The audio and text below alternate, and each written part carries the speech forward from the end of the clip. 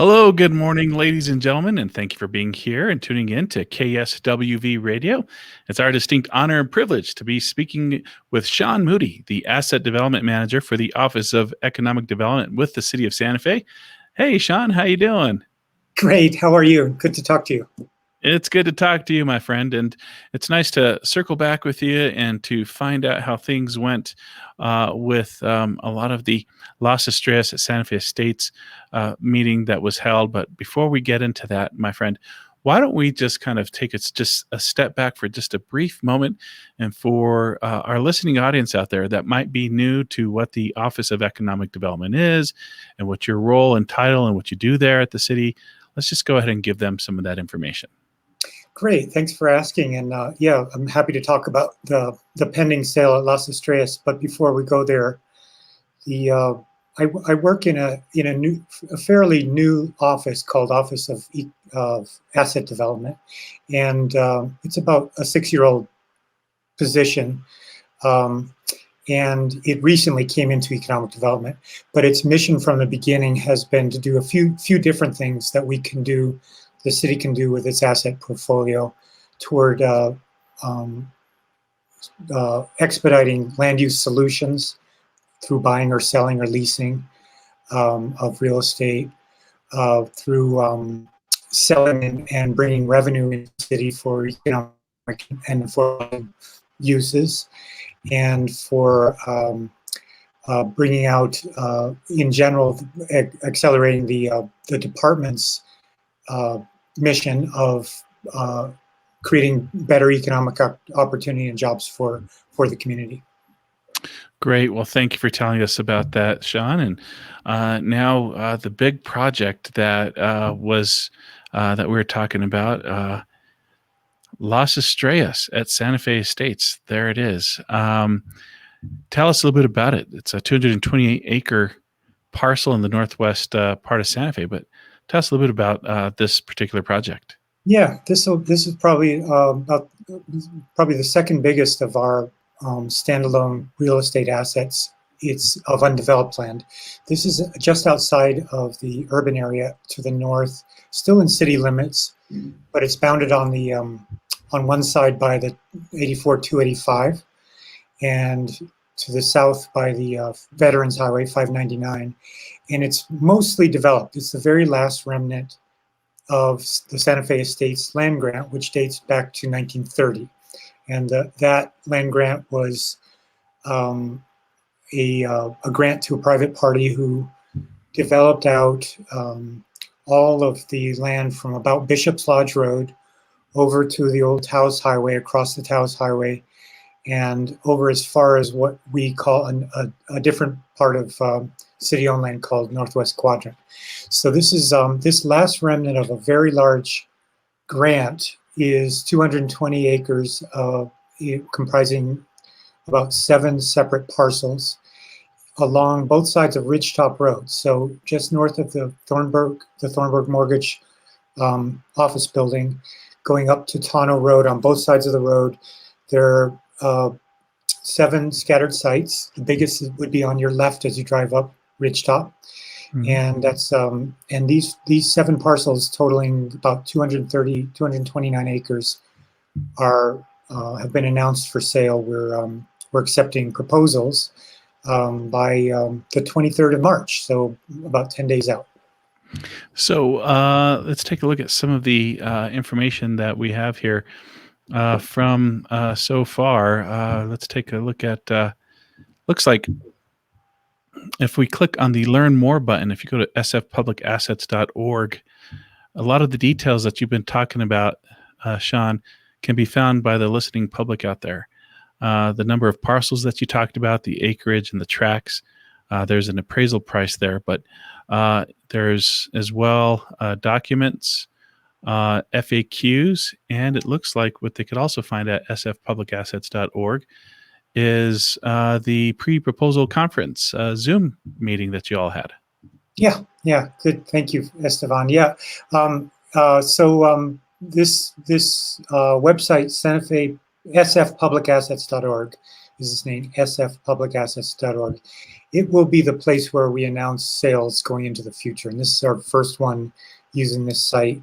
We have a absolutely brilliant communications consultant called T.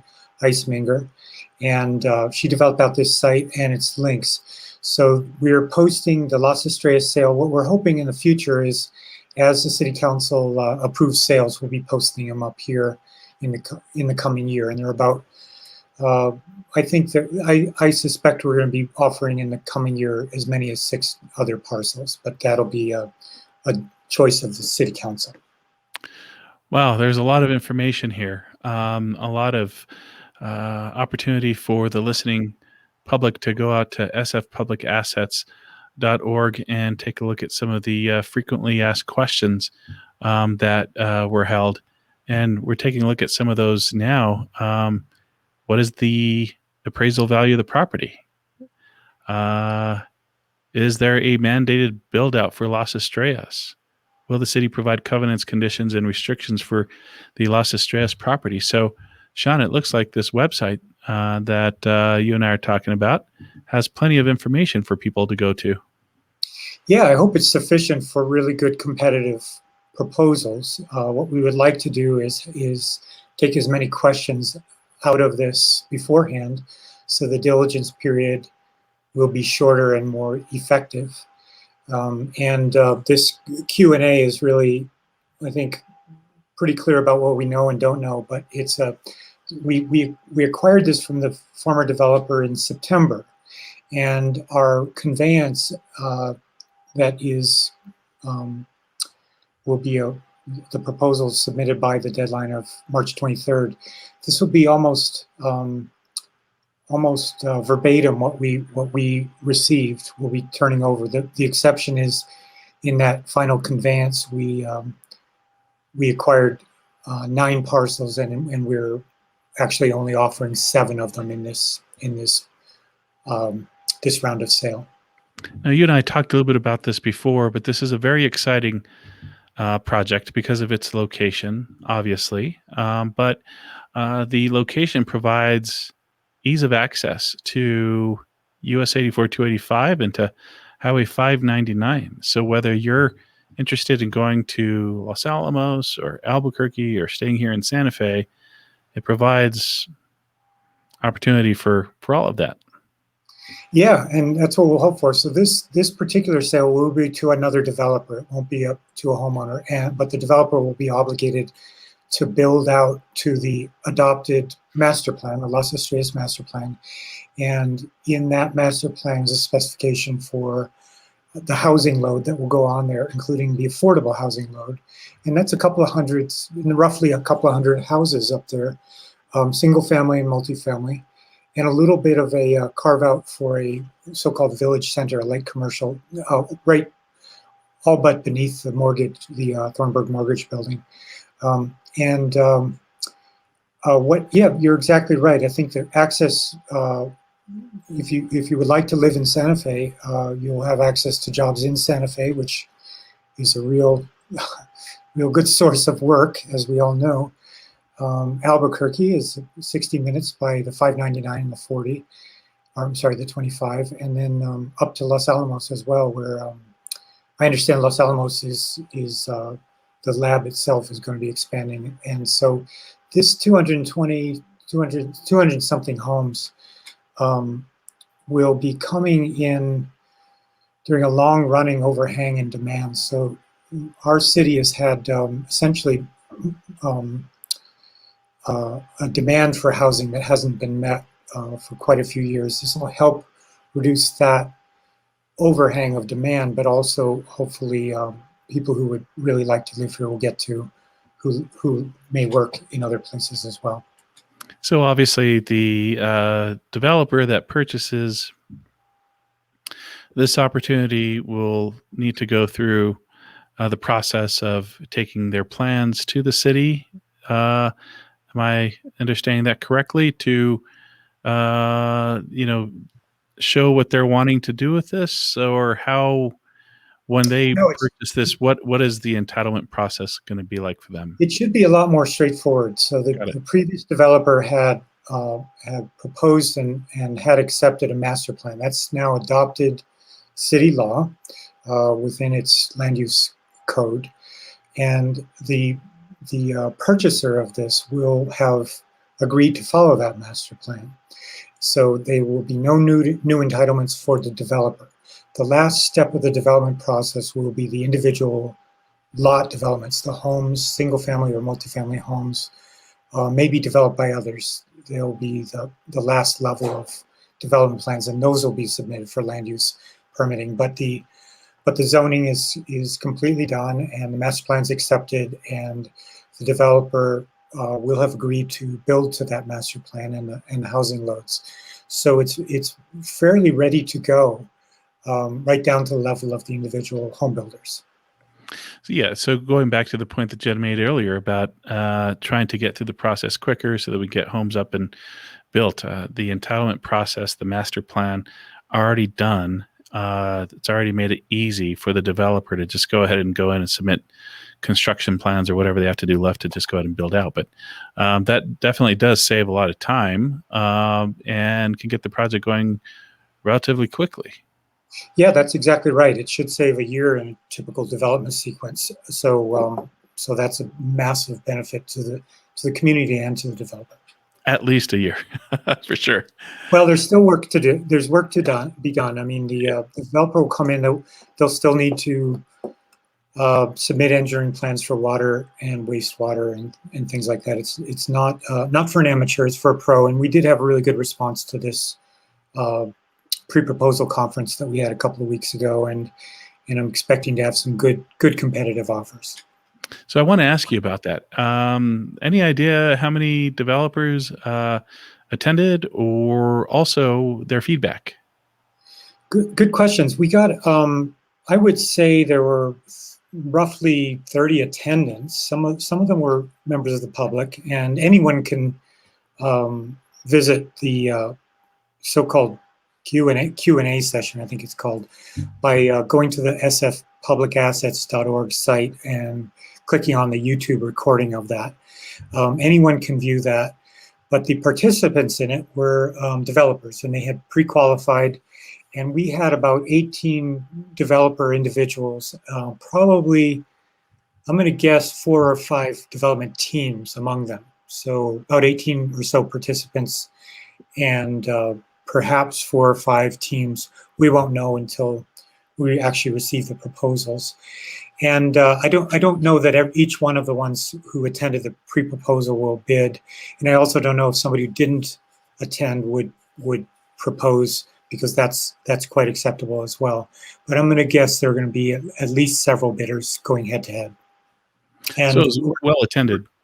Yeah, and we're excited by all of them. I mean, nobody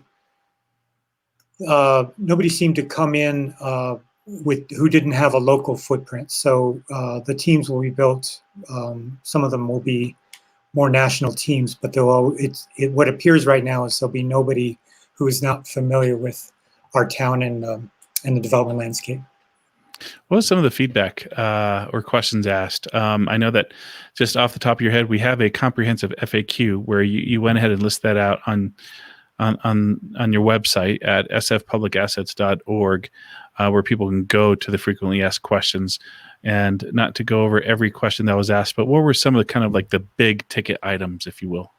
Yeah, I think a pre-proposal conference is useful basically there's a couple of few things. One is it sort of wakes up the community to the timeline and the bidding community, and that certainly succeeded. We had a good response at the pre-proposal conference, and that would have started some of the developers in doing their own diligence. But we are expecting anybody who wants to propose, we're expecting them to do all the diligence, that is to say visits to the county clerk for all the recorded documents and any knowledge they can glean there. The things that aren't recorded are what I tried to bring out and post, among them the master plan itself, a few documents which are relevant but not recorded. And the questions were really about getting orientation around the property in the documents. So some questions were where do I find the appraisal? Um, uh, how do I correlate the master plan with the legal tracts of record that we're selling? Um, uh, has there been an environmental site analysis? What's the utility situation? What's built and what will have to be done? So these things really affect any serious developer day one. They'll have to know those things before they bid. So I think at the very least, we were able to communicate expectations. I think what I learned from the development community is who is likely to be bidding, who are on the teams. I'm confident, having been in this community for long enough time, that each of the bidding teams is going to have a good local knowledge both of the landscape and the process for getting entitlements, the final entitlements. Now, I know that we live in a time where, information evolves from week to week. Certainly, we have to be adaptable to the pandemic and what it's brought to how we meet and discuss items within our community. But I am looking at a timeline here that talks about submitting an offer, and I want to ask if this is still the timeline. It says here on the website, March 23rd. Is that still the timeline we're looking at? Yeah, that's right. And again, we will be anybody bidding will have already submitted an eligibility form, and there's a hot link right there on that page to the eligibility form. So we've received about, as I said, I think at least 4 teams and probably a bit more teams on eligibility. And what I will be getting out within a single days, this week certainly, is the draft purchase agreement. So again, to provide certainty for proposers that they know what they'll be proposing for. And what we would expect is on the 23rd, we'll have closed the deadline for submitting, and we will review the proposals and present them all to the City Council, most likely in executive session. But the City Council, my understanding is that they will be making a choice, and among the proposals based on the best community, their perception of best community value. So I can't really say exactly how that will be, but what I'd like to do, my goal will be to present them with very clearly what was submitted and what information it has, and hopefully point the way to a good choice. So it seems like a lot has materialized since the last you and I talked just a couple of weeks ago.